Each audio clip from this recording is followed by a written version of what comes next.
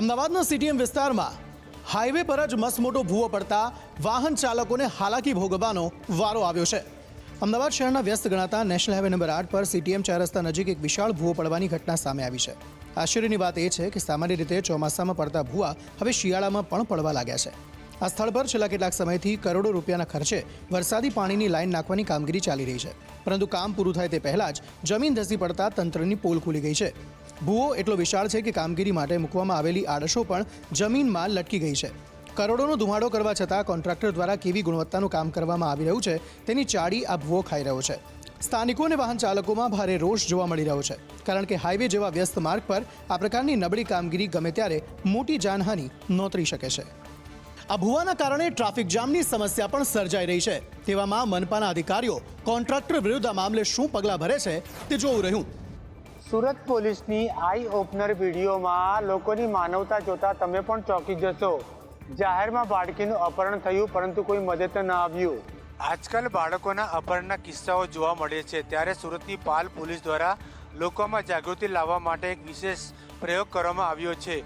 એક short film દ્વારા પોલીસે દર્શાવ્યું છે કે કેવી રીતે લોકોની હાજરી હોવા છતાં ગુનેગારો બાળકોને ફોસલાઈ પોતાની સાથે લઈ જાય છે અને લોકો મૂક પ્રેક્ષક બનીને જોતા રહે છે। વિડીયોની શરૂઆતમાં જોવા મળે છે કે એક નાની બાળકી જાહેરમાં બગીચામાં રમી રહી છે, ત્યારે એક અજાણી મહિલા તેની પાસે આવે છે અને તેને ચોકલેટની લાલચ આપીને તેને વાતોમાં ભોળવે છે। બાળકીનો વિશ્વાસ જીતી તેને ગાડીમાં બેસાડવા માટે લઈ જાય છે। આ આખી ઘટનાના અનેક લોકોની નજર સામે બને છે, છતાં કોઈ પણ વ્યક્તિ તે મહિલાને રોકવા કે પૂછવા માટે આવતું નથી। આ જ રીતે એક છોકરાને પણ પતંગની લાલચ આપી અજાણ્યા શખ્સ પોતાની સાથે લઈ જતો દેખાય છે। સુરત પોલીસના આ અવેરનેસના વિડીયોને લોકો ખૂબ જ પસંદ કરી રહ્યા છે।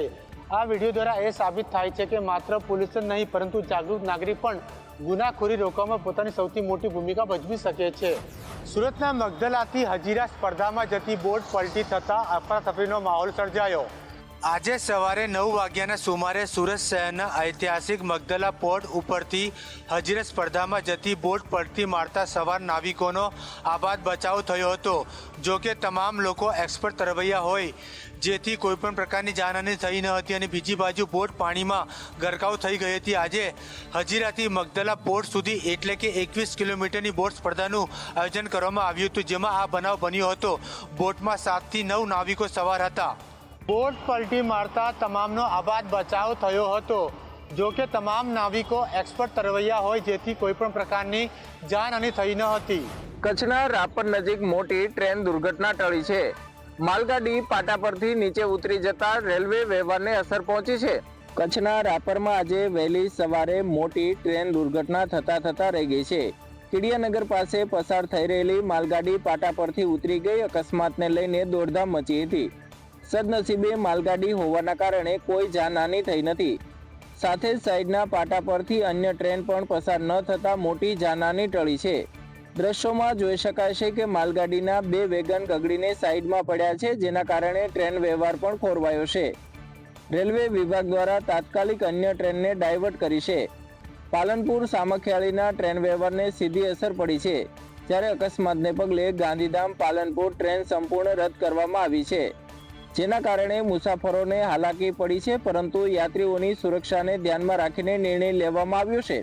અકસ્માત બાદ રેલવે વિભાગ દ્વારા યુદ્ધના ધોરણે કામગીરી કરવામાં આવી રહી છે, જેથી રેલવે વ્યવહારને પૂર્વવત કરી શકાય। અપીલ સબ કમિટીની દરખાસ્તોને લઈને વિવાદ થયો। શું હવે મહાનગરપાલિકા ખોટા દસ્તાવેજ અને ભ્રષ્ટાચારના આરોપ લાગેલા વ્યક્તિઓને પરત લેશે? અમદાવાદ મહાનગરપાલિકામાં આગામી સોમવારે મળનારી અપીલ સબ કમિટીની બેઠક પહેલા જ ભારે વિવાદ છેડાયો છે, કારણ કે આ બેઠકના એજન્ડામાં અત્યંત ગંભીર આરોપો ધરાવતા કર્મચારીઓને ક્લીન ચીટ આપવાની તૈયારીઓ દેખાઈ રહી છે।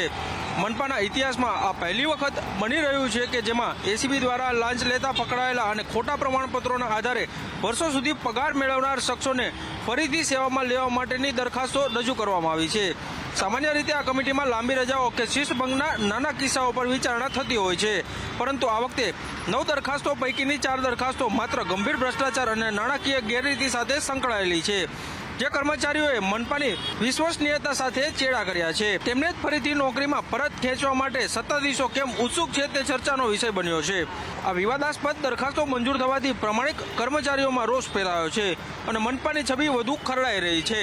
વિપક્ષ અને જનતામાં એવો ગણગણાટ છે કે શું રાજકીય દબાણ અથવા તો સાંઠગાંઠના કારણે આ ભ્રષ્ટાચારીઓને રક્ષણ આપવામાં આવી રહ્યું છે. ત્યારે હવે જોવાનું રહેશે કે સોમવારે મળનારી આ કમિટીમાં આ દરખાસ્ત પર અંતિમ નિર્ણય કેવો લેવાય છે. ફરી એકવાર વિસરાતી રમતોને તાજી કરવાનો રાજકોટમાં પ્રયત્ન કરવામાં આવ્યો. રાજકોટમાં મનપા દ્વારા 30 નાની મોટી ગેમ્સનું બાળકો માટે આયોજન કરાયું. પહેલાના સમયમાં મોટા પ્રમાણમાં બાળકો શેરી રમતો રમતા, પરંતુ હાલમાં બાળકો મોબાઈલ ગેમ્સમાં જ રચાપચા રહે છે, જેને લઈ બાળકોમાં શારીરિક અને માનસિક વિકાસ પર અસર થાય છે. ત્યારે રાજકોટ મનપાએ બાળકોને ફરી એકવાર શેરી રમતો તરફ વાળવા માટે 30 જેટલી રમતોનું આયોજન કર્યું. બાળકોની સાથે તેમના માતા પિતા પણ આજે મોબાઈલ ભૂલી વિસરાયેલી રમતોનો આનંદ માણતા જોવા મળ્યા. ડાન્સ, લીંબુ ચમચી, કોથળા દોડ, ચેસ સહિતની વિસરાયેલી રમતોનો બાળકોએ ભરપૂર આનંદ માણ્યો. એટલું જ નહીં, દર રવિવારે બાળકો માટે ફન સ્ટ્રીટ યોજવામાં આવે તેવી બાળકો અને વાલીઓ દ્વારા માંગ પણ કરવામાં આવી.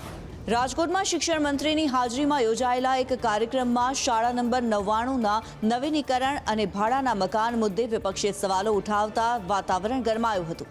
રાજકોટમાં આયોજિત એક જાહેર કાર્યક્રમમાં જ્યારે શિક્ષણ મંત્રી ઉપસ્થિત હતા ત્યારે વિપક્ષી નેતા વશરામ સાગઠિયાએ શાળા નંબર 99ના જર્જરિત બિલ્ડિંગની હાલત અને તે ભાડાના મકાનમાં ચાલતી હોવાનો મુદ્દો ઉઠાવ્યો હતો. વિપક્ષે માંગ કરી હતી કે વિદ્યાર્થીઓના હિતમાં આ શાળાનું વહેલી તકે નવીનીકરણ કરવામાં આવે અને તેને સુવિધાજનક સ્વતંત્ર બિલ્ડિંગ ફાળવવામાં આવે. વિપક્ષના આ આક્રમક સવાલોનો જવાબ આપતા ધારાસભ્ય ઉદય કાનગડે વળતો પ્રહાર કર્યો હતો કે વશરામ સાગઠિયાને પોતાની ટર્મ પૂરી થવા આવી ત્યારે જ કેમ નવીનીકરણ યાદ આવ્યું.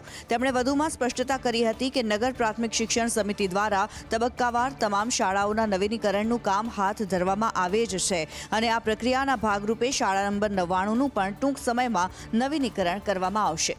કાર્યક્રમમાં નેતાઓ વચ્ચેની આ ખેંચતાણ ચર્ચાનો વિષય બની. સત્તાધારી પક્ષે ખાતરી આપી છે કે શિક્ષણની સુવિધાઓમાં કોઈ કચાશ રાખવામાં આવશે નહીં. રાજકોટની 28 સોસાયટીમાં આસનધારાની મુદત 5 વર્ષ માટે વધી. MLAની 6 માસની રજૂઆતને પગલે રાજ્ય સરકારનો નિર્ણય. રાજકોટની 28 સોસાયટીમાં આસનધારાની મુદત 13 જાન્યુઆરીના રોજ પૂર્ણ થતી હતી. ત્યારે રાજ્ય સરકાર દ્વારા આ મુદત વધારી 16 જાન્યુઆરી 2031 કરવામાં આવી હોવાનું પશ્ચિમ વિધાનસભા વિસ્તારના ધારાસભ્ય ડોક્ટર દર્શિતાબેન શાહ દ્વારા જાહેર કરાયું છે.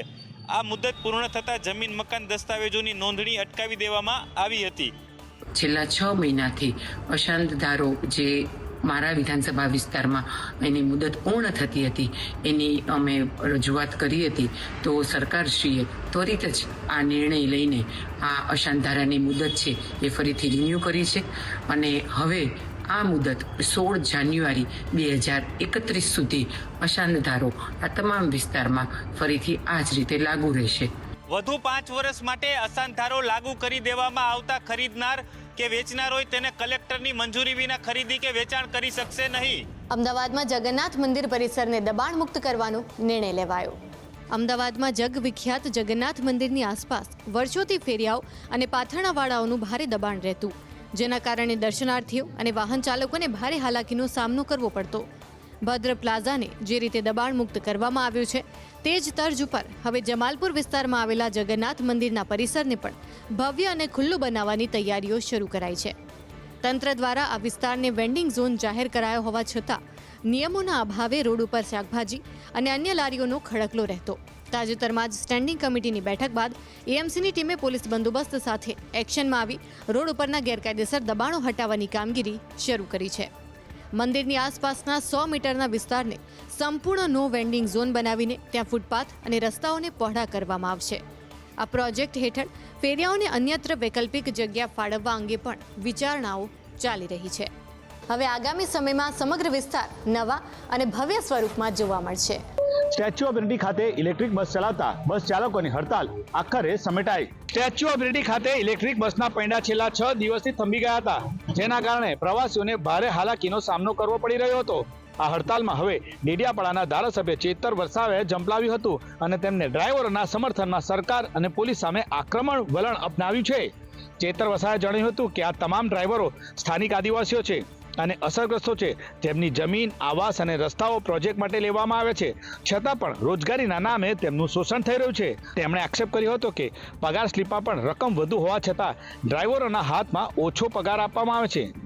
જો આ પ્રશ્નોનો તાત્કાલિક ઉકેલ નહીં આવે અને જો પોલીસ દ્વારા આંદોલનકારીઓને હેરાન કરવાનું બંધ કરવામાં નહીં આવે તો જરૂર પડે ગુજરાત બંધનું એલાન પણ કરવામાં આવશે. આખરે બસ સંચાલકોએ ડ્રાઈવરોની માંગણી પૂરી કરવાની લેખિત બાંહેધરી આપતા 6 દિવસ બાદ આ હડતાલ સમેટાઈ.